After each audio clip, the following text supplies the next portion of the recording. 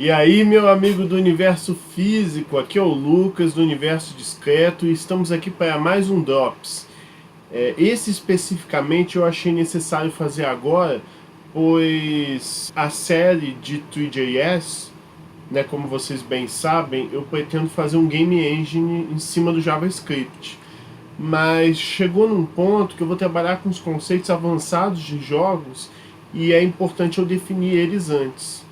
Então eu vou fazer alguns drops falando de jogos especificamente, até entrar nesses conceitos que eu quero para poder continuar a série de 3JS, tá certo?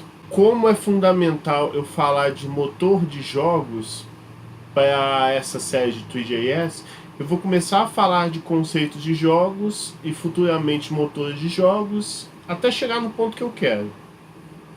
Né? Vai ficar claro para vocês quando terminar esses drops falando de jogos. Então, para começar, nada mais justo do que discutirmos sobre jogos de computadores. Ou melhor dizendo, usando o termo técnico, simulações computacionais interativas em tempo real composta por agentes. Parece confuso, mas nesse vídeo vamos destrinchar esses conceitos e explicar por que eles são importantes. Para criar um mundo imaginário dentro do seu computador, você precisa ter alguma maneira para representar aquele ambiente. A melhor forma conhecida de fazermos isso é usando a linguagem e representação matemática. A matemática traz muitas ferramentas que a gente pode usar para criar modelos aproximados da realidade. Lembre-se que por mais realista que um jogo seja, ele nunca vai ser capaz de representar todas as minúcias do mundo real. Mas, usando essas ferramentas matemáticas, a gente consegue simular muito bem uma série de efeitos. Um exemplo muito claro disso ocorre na iluminação. Se a gente pensar num ambiente iluminado aqui no mundo físico, a gente tem feixes de luz, infinitos feixes de luz, com infinitas cores, chocando-se em todas as superfícies até que elas atingem o seu olho. Isso dá a você a capacidade de enxergar os objetos.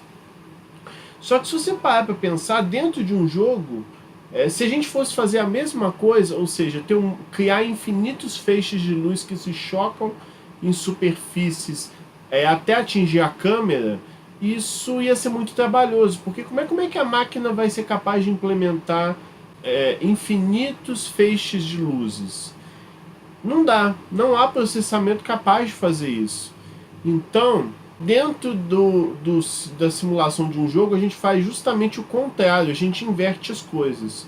Né? No mundo real, você tem uma fonte emissora que é uma lâmpada, que vai projetar feixes de luzes, que vai bater na mesa, vai bater no cenário e vai bater no meu olho. No mundo real é assim. No jogo a gente faz o contrário. A gente faz o feixe de luz sair da câmera, ou seja, sair dos olhos, chocar em uma série de ambientes e atingir a lâmpada.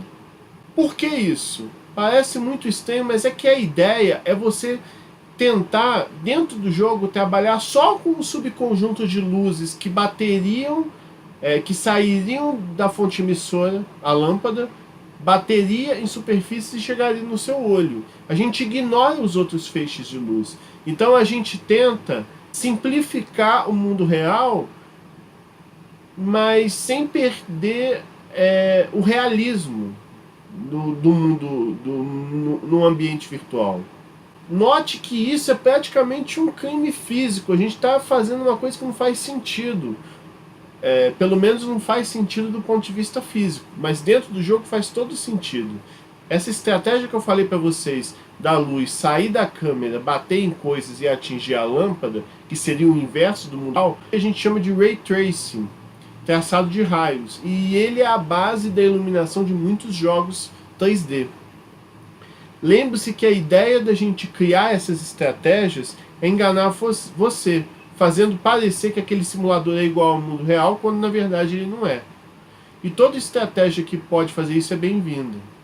Aproximação e simplificação são as ferramentas mais poderosas para o desenvolvedor de jogos. Quando a gente usa essas coisas com habilidade, modelos altamente simplificados podem ser indistinguíveis da realidade, pelo menos para quem estiver jogando o jogo. Uma simulação baseada em agentes possui um número de diferentes entidades, que denominamos agentes, obviamente. E o que os agentes fazem? eles interagem entre si dentro do jogo em busca de um objetivo. Essa definição se encaixa em qualquer jogo digital que a gente pensar. Sonic, Mario Kart, Street Fighter, Doom, StarCraft. Em todos eles você tem entidades que são... Entidades não, agentes. Que podem ser veículos, personagens, bola de fogo, power-up, Hadouken, Zergs, os karts e por aí vai. Todos esses elementos são os agentes dentro do jogo. Tanto o jogador quanto o computador, eles podem controlar agentes aí. E o videogame é uma simulação temporal, ou seja, dinâmica, de forma que o estado do ambiente muda de acordo com os eventos do jogo e as ações do jogador. Né? O jogador vai interagir com aquele ambiente de forma previsível ou imprevisível, e isso vai mudar o estado do ambiente, vai alterar a dinâmica daquele ambiente. Isso é o que a gente considera uma simulação temporal. It's a lot better than we usually do. Alright, chums up. Ready, guys? Let's do this. Leroy Jenkins! Oh my god, he just ran in. Save him! Oh, geez, stick it clean. Let's go, let's go. Leroy. Jimmy. This is ridiculous. I'm on it. Don't- Damn, ass this was is bad. I the killed really before I could fun we've remove got him. on this. God. E já que é o usuário que vai interagir com isso, a gente também pode dizer que é uma simulação temporal interativa.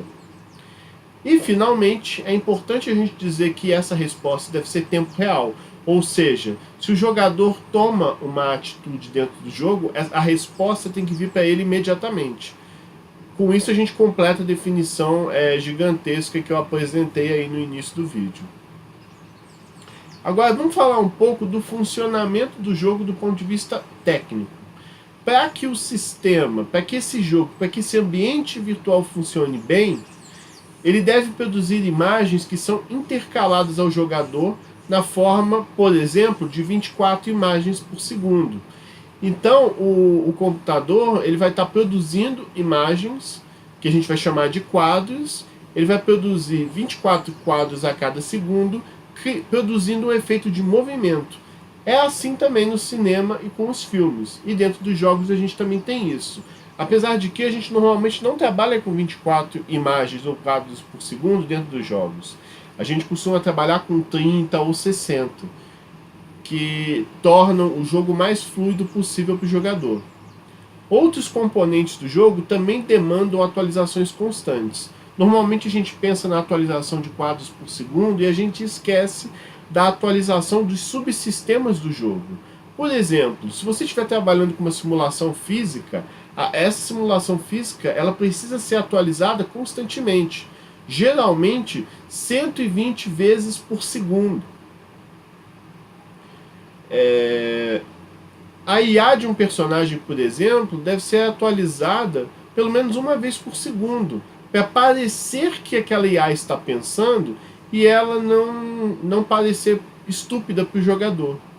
E finalmente a biblioteca de áudio ela também precisa ser atualizada continuamente para tocar a música do nosso jogo de forma suave, e normalmente a gente faz isso a cada 1/60 avos de segundos.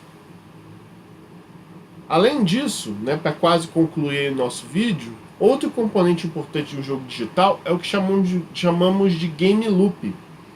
O game loop é algo que é executado continuamente no decorrer do jogo. Como eu falei para vocês, a IA, a física, os gráficos do jogo, as animações, tudo tem que ser atualizado o tempo todo.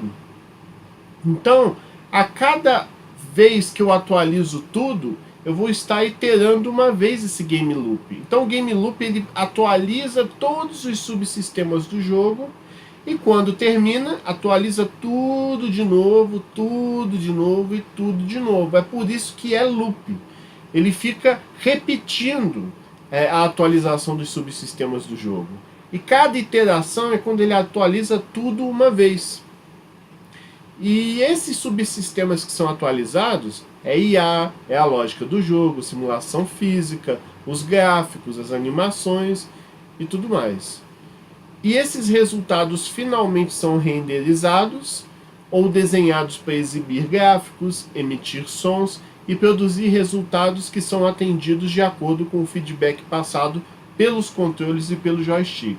Tá certo? Eu espero ter introduzido um pouco o assunto de jogos aí com vocês. No próximo vídeo, Drops, eu vou falar de motor de jogos, que é fundamental aí para a gente continuar essa série de 3JS no canal. Então não deixe de curtir, compartilhar, se inscrever. Valeu, gente, obrigado e até a próxima.